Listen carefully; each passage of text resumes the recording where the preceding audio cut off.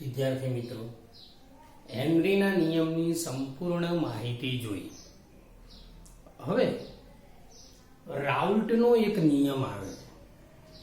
જો કે રાઉલ્ટનો નિયમ બુકની અંદર આડો અવળો છાપ્યો છે. તમને એને સીધી રીતે કઈ રીતે કરવો એ પણ શીખવાડી દઈશું.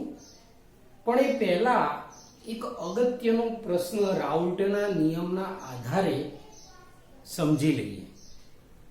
જેમ કે તમે હેનરીનો નિયમ શીખ્યા હશો, પી ચલે છે એક્સ મોલન્સના સમપ્રમાણમાં. રાઉલ્ટનો નિયમ પણ થોડો એવો જ છે. થોડી પ્રાથમિક માહિતી લઈ લઈએ, પછી આઈએમપી પ્રશ્ન લઈએ કે ધારો કે રાઉલ્ટનો નિયમ હોય તો એ પણ પી ચલે છે એક્સ જ આવે. હવે બંનેમાં નિયમ તો સરખો જ છે, પણ પેલામાં ચલન દૂર કરો તો અચળાંક આવતો તો કે જ હેનરીના નિયમમાં. રાઉલ્ટના નિયમમાં ચલન દૂર કરો તો p બરાબર p0 into x. હવે એમ થાય ઉપર p0 કઈ રીતે? તો જેમ પેલામાં અચળાંક હતો એમ આ સમપ્રમાણતાનો અચળાંક છે. શું આ p શું અને p0 શું? તો તમને એમ થાય કે p એટલે દબાણ, તો p0 એટલે શું? તો p0 એટલે દબાણ જ થાય. p ક્યારે? આ p ક્યારે? કે જ્યારે વાયુને પાણીમાં કે કોઈ પણ દ્રાવણમાં ઓગાળ્યો હોય ને એ વખતનું દબાણ. બરોબર ધ્યાન રાખજો. p એટલે શું? જ્યારે દ્રાવ્ય અને દ્રાવકને મિશ્ર કરવામાં આવે એ વખતનું દબાણ. અને p0 એટલે શું? તો વાયુ એકલો હોય, હવામાં હોય કે ગમે તે શુદ્ધ સ્થિતિમાં હોય, એની જોડે કોઈ જ ના હોય, એકલો હોય એ વખતનું દબાણ એટલે p0. x એટલે તમને ખબર છે મોલન્સ, એ વાયુના જ લેવાના છે.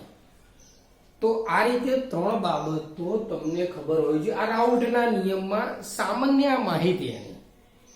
હવે રાઉલ્ટના નિયમનો આઈએમપી પ્રશ્ન જે 4 માર્કમાં પૂછાયો એ આખો જોઈએ બરોબર ધ્યાનથી, અને સહેલો જ છે. ચલો બરોબર ધ્યાનથી સમજી લેજો.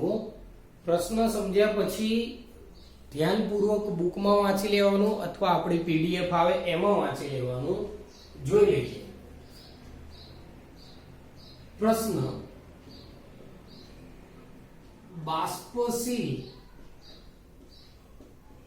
દ્રાવ્ય અને બાષ્પશીલ દ્રાવક માટે રાઉલ્ટનો નિયમ. આ એક અગત્યનો મુદ્દો. તો એને બરોબર ચેક કરી લઈએ. શબ્દ સાંભળી લેજો, બાષ્પશીલ દ્રાવક અને બાષ્પશીલ દ્રાવ્ય. આમાં બંને બાષ્પશીલ હોવા જોઈએ. તો આગળ વધીએ. ધારો કે એક દ્વિઅંગી દ્રાવણ. હવે દ્વિઅંગી એટલે શું? તો જેમાં બે જ અંગ હોય, એક દ્રાવ્ય અને એક દ્રાવક. દ્રાવ્ય માટે આપણે 2 નંબર રાખીશું, દ્રાવક માટે 1 નંબર રાખીશું, અથવા 1 2 ના રાખવું હોય તો a અને b રાખીશું. તો a b રાખીએ. ચલો તો દ્રાવણ. દ્રાવણમાં દ્રાવ્ય માટેની સંજ્ઞા e રાખીશું, દ્રાવક માટેની b રાખીશું. બીજું, હવે રાઉલ્ટનો નિયમ હમણાં જ ચાલ્યો હતો, હમણાં જ 1 મિનિટ પહેલા ઉપર કીધું હતું કે શું હતું? તો p ચલે છે x હતું. p એટલે દબાણ અને x એટલે મોલન્સ. તો એના આધારે જોઈએ કે દ્રાવણનું કુલ બાષ્પ દબાણ તેના દરેક બાષ્પશીલ ઘટક પર આધારિત એટલે કે બાષ્પશીલ ઘટકના મોલ અંશ પર આધારિત હોય. હવે વિચાર કરો કે તમારે આમાં શબ્દ એક બાષ્પ દબાણ આવ્યો.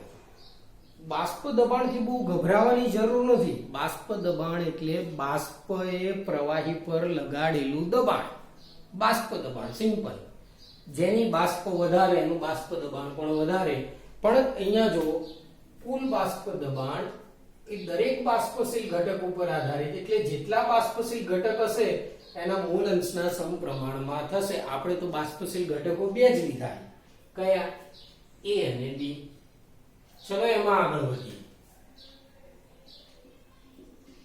દ્રાવ્ય માટે PA ચલે છે XA માટે PA ચલન દૂર કરો તો PA0 XA. આ રીતે થાય. આ દ્રાવ્ય માટે થયો. હવે થોડું મગજ દોડાવો તો દ્રાવક માટે આવું જ થાય. તો દ્રાવક માટે શું કરશો? દ્રાવક માટે PB ચલે છે XB માટે PB PB0 XB. તો આ દ્રાવ્ય અને દ્રાવક નું આવી ગયું. હવે P ટોટલ બરાબર PA plus PB. P total ને શોર્ટકટમાં PT લખીશું. PA PA0 XA PB PB0 XB.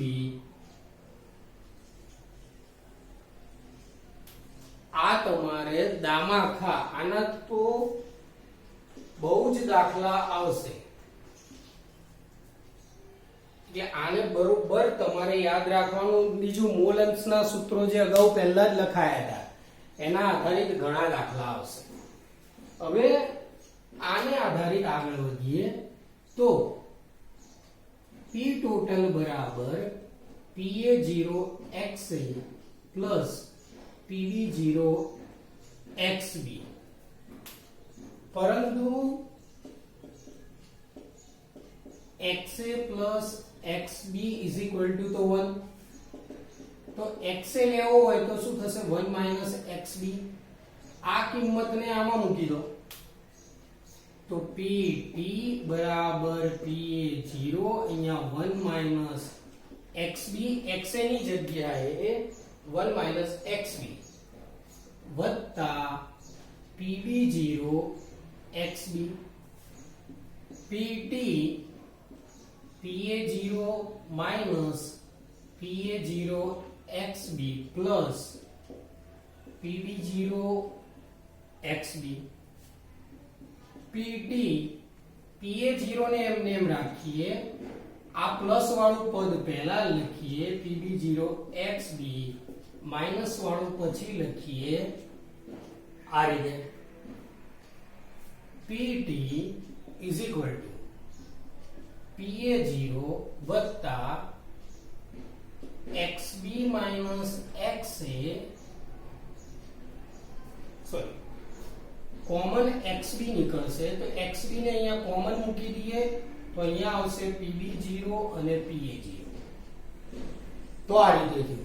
હવે ઘણાનો પ્રશ્ન થાય કે સાહેબ આમાં XA બરાબર જ કેમ આવું કર્યું? XB બરાબર 1 XA કર્યું હોત તો અહીંયા કર્યું XA તો આને પેલી બાજુ લઈ ગયા એટલે XB અહીંયા રાખ્યો હતો તો વાંધો નહીં. એ જ રીતે તમને PT બરાબર PB0 જ્યાં A લખ્યો ને ત્યાં B આવી જશે. બધાને B લખ્યો ત્યાં A આવશે. અહીંયા શું આવશે? PA0. અહીંયા શું આવશે? PB0. XB ની જગ્યાએ શું આવશે? XA. તો આ રીતે થશે. હવે વિચાર કરો કે આ તમારા 2 એ સિવાય આને નંબર આપી દેવાનો 1, આને નંબર આપી દેવાનો 2.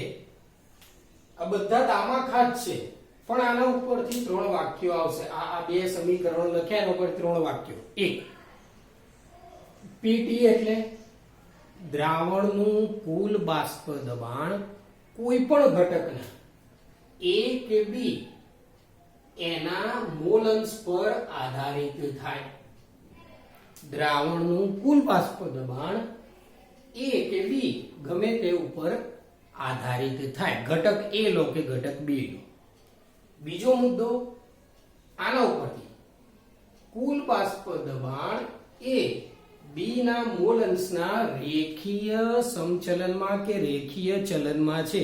આમ તો આગળનું વાક્ય છે એનું એ જ છે ફરીથી વાક્ય, પણ બુકમાં રેખીય ચલન વાળું આપ્યું. ફરીથી બે વાક્ય. પહેલું, કુલ બાષ્પ દબાણ એ ઘટક A કે ઘટક B પર આધારિત છે, એના મોલ અંશના સમપ્રમાણમાં છે. બીજું, કુલ બાષ્પ દબાણ ઘટક 2 કે ઘટક B ના રેખીય ચલનમાં છે.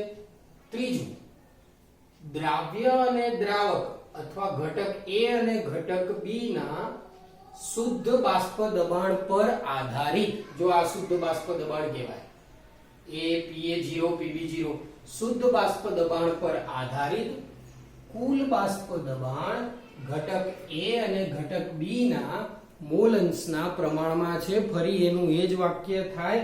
ટૂંકમાં 3 વાક્યો ફરી રિપીટ કરી નાખીએ. 1, દ્રાવણનું કુલ બાષ્પ દબાણ એ કોઈ પણ ઘટકના મોલ અંશના સમપ્રમાણમાં, મોલ અંશ પર આધારિત, જે લખ્યું હોય બુકમાં લખ્યું એ લખવાનું. બીજું, કુલ બાષ્પ દબાણ ઘટક 2 કે ઘટક B ના મોલ અંશના રેખીય ચલનમાં.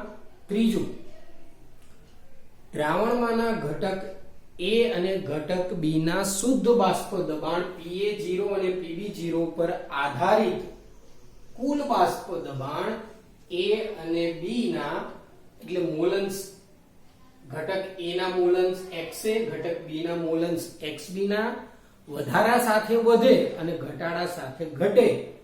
તો આ રીતે 3 મુદ્દા થાય. બરોબર? તો એ 3 ખાસ યાદ રાખો. બીજું, હવે આલેખ જો દોરવામાં આવે આનો, તો આનો આલેખ પણ ઘણી બાબતો આપણને કહી જાય છે કે આલેખ કયો દોરવાનો છે. તો એક તો PA અને PB અથવા PA0 PB0 અને XA અને XB નો આલેખ દોરવામાં આવે.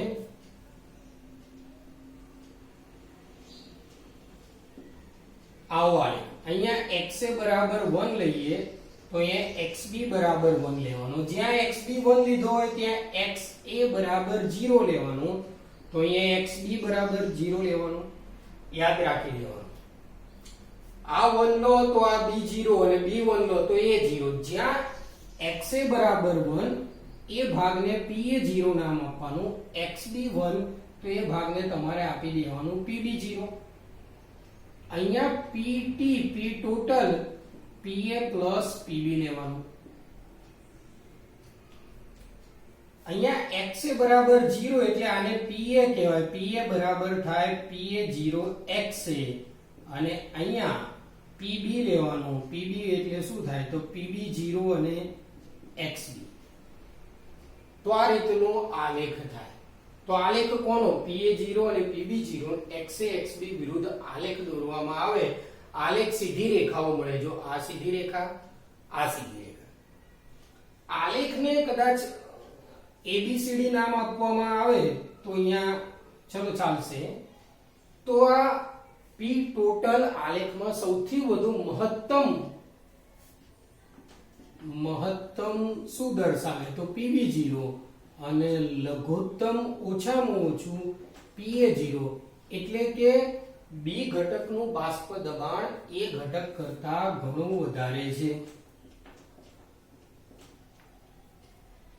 તો શુદ્ધ સ્થિતિમાં PB0 એટલે કે શુદ્ધ સ્થિતિમાં B નું બાષ્પ દબાણ એ મહત્તમ છે. શુદ્ધ સ્થિતિમાં A નું બાષ્પ દબાણ એ આ P ટોટલ એ P કુલ ટોટલ લઘુત્તમ દર્શાવે. તો આ થઈ ગઈ આલેખની ચર્ચા. આ સિવાય એક નાની બાબત જે બરોબર વિચારવા લાયક છે કે દ્રાવ્ય અને દ્રાવક ભેગા થાય તો ઘણીવાર બાષ્પ અવસ્થામાં મોલ અંશ પૂછે. તો ધારો કે A ના બાષ્પ કલામાં કે બાષ્પ અવસ્થામાં સંઘટન કે પછી મોલ અંશ y a લેવામાં આવે તો p a બરાબર y a into p total આ થાય. અને આ પણ સૂત્ર ક્યાંક કામમાં આવે. આને થોડું મોડિફાઈ કરીએ બાજુમાં તો y a બરાબર p a ભાગ્યા p t આ રીતે થાય. pa એટલે પાછું આ આખું વિચારવાનું pa0 xa upon pt. એ જ રીતે b ના બાષ્પ અવસ્થામાં મોલ અંશ yb લેવાના આવે તો એમાં a ની જગ્યાએ ખાલી b મૂકી અને સૂત્ર આવે. તો આ તમારે 4 માર્કનો અગત્યનો પ્રશ્ન બાષ્પ સ્થિતિમાં બાષ્પ અવસ્થામાં દ્રાવ્ય અને દ્રાવક માટે રાઉલ્ટનો નિયમ. બરોબર જોઈ લેજો. પહેલા બે ઘટકો લઈ લેવાના, એનું આ બનાવી દો, પછી પેટી બરાબર આ એક બનાવવાનું, બીજું એ જ રીતે લખી દેવાનું. આલેખમાં થોડી તકલીફ પડશે પણ તોય થોડો આ રીતે દોરી કાઢવાના. જ્યાં ઉપર pb0 લખીએ તે xb1 લખવાના, pa0 લખીએ તો xa1 લખવાના, જ્યાં xa1 લખો તો xb0, xb1 લખો તો xa0. આલેખ દોર નાખવાનો. આલેખનું વર્ણન થોડું નાનું અમથું જ છે. આના વિરુદ્ધ આનો આલેખ દોરવામાં આવે તો સીધી રેખા મળે છે. આલેખની અંદર જે p ટોટલ છે એ p અને pb નો સરવાળો, પણ મહત્તમ મૂલ્ય કેટલું તો pb0 અને લઘુત્તમ કેટલું તો pa0. બાષ્પ શુદ્ધ અવસ્થામાં pb0 નું મૂલ્ય pa0 કરતા વધારે. બાષ્પ કલામાં મોલ અંશ શોધવા હોય, બાષ્પ કલામાં સંઘટન શોધવું હોય તો ધારો કે બાષ્પ કલામાં મોલ અંશ ya હોય તો pa ya pt. આ 11મા ધોરણમાં આવી ગયું છે પણ તેમ છતાં ફરીથી ya pa upon pt, pa બરાબર પાછું pa0 xa upon pt લેવું. એ જ રીતે b માટે પણ આ જ રીતે તમારે કરવાનું આવશે. તો આ તમારે રાઉલ્ટના નિયમમાં પ્રશ્ન તરીકે પૂછાય એવો IMP. રાઉલ્ટના ટોટલ 3 નિયમો એટલે કે ટોટલ 3 પ્રશ્નો છે આ, પણ એમાં સૌથી અગત્યનો અને સૌથી મોટો પ્રશ્ન હોય તો આ. બીજો એનાથી થોડો નાનો અને ત્રીજો સાવ નાનો છે. એટલે તમારે IMP તરીકે બી ક્રમશઃ આ રીતે જ જવું. સૌથી મસ્ત આને તૈયાર કરો, આના પછી જે આવે એને કરવો, અને એના પછી આવે એને કરવો કે ના કરવો તમારી ઈચ્છા. પણ મારી ગણતરી અથવા મારી કેલ્ક્યુલેશન એ રીતે કહે છે કે જો તમારે પાસ થવું હોય, ટકા લાવો તો સારામાં સારું, પાસ થવું હોય તો 1 થી 4 ચેપ્ટર બરોબર તૈયાર કરવા, અથવા તમને જે ચેપ્ટરો સરળ લાગે એ આખે આખા કરવા છે. પણ આ ચેપ્ટરોનું વેઇટેજ વધારે છે. તમે 1 થી 4 કે 1 થી 5 ચેપ્ટર પાક્કા કરો તો કોઈ કાળે તમને નપાસ થવાની થાય નહીં. પણ જો એમાં તમે કંઈક ભૂલ કરો તો જ નપાસ થવાય. તો બરોબર તૈયારી કરવી. રાઉલ્ટના નિયમની નેક્સ્ટમાં રાઉલ્ટનો બીજો નિયમ લઈશું.